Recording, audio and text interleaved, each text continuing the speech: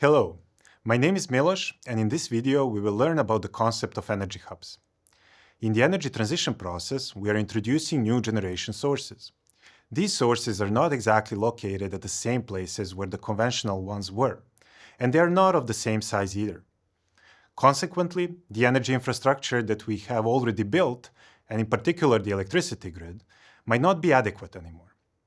In some of its segments, there might be too much generation, in others, too much consumption. And the energy transport between these segments might be limited, creating what is known today as network congestion. To avoid network congestion, we must seek to balance the generation with demand locally. Energy hubs were created to address this challenge of local balance. In this video, we will learn about the concept of energy hubs, the types of hubs that there exist, and what kind of features they have. An energy hub is a smartly managed decentralized energy system in which sustainable energy generation and consumption are met within a given area and are matched as much as possible. Each energy hub typically includes three main elements.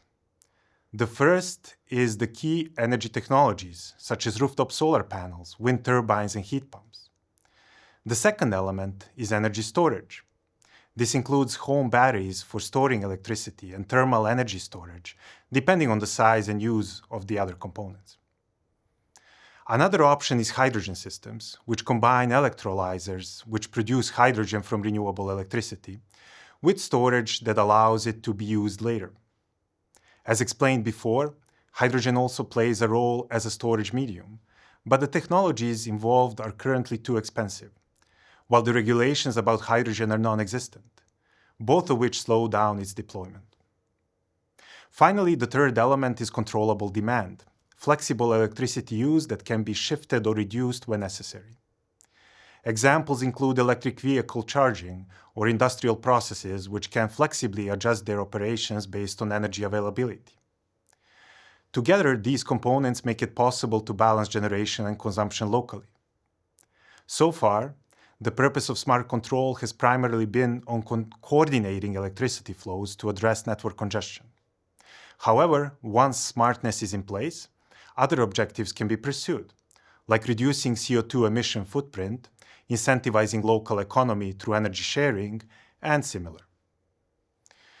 Energy hubs can roughly be divided into two groups.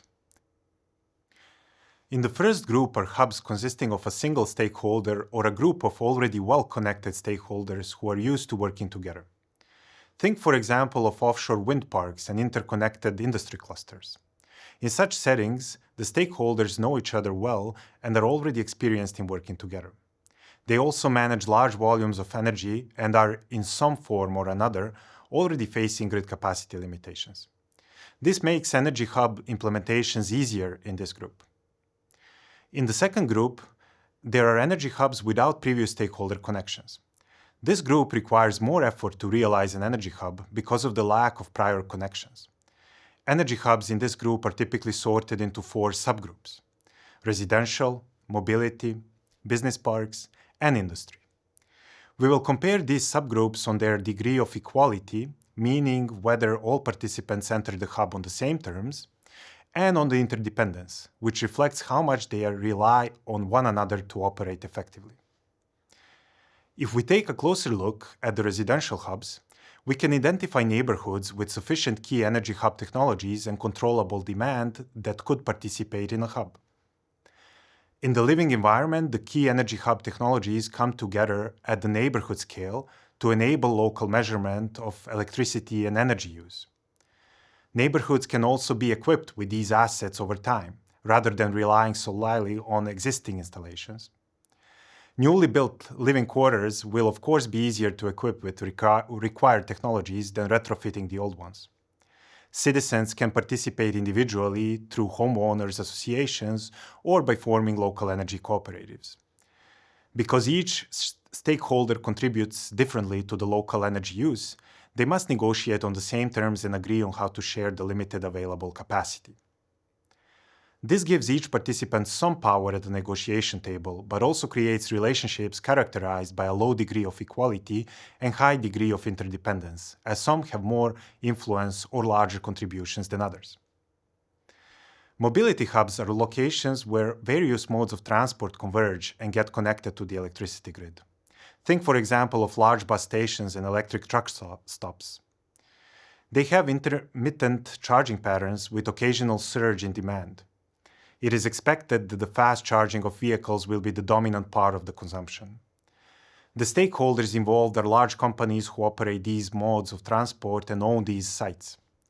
In some cases, hydrogen trucks can also be refueled directly at these hubs, using on-site electrolyzers and storage facilities.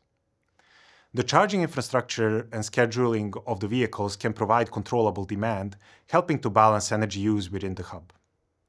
At mobility hubs, the stakeholders usually operate on similar terms and share common goals, such as ensuring efficient vehicle charging and minimizing downtime.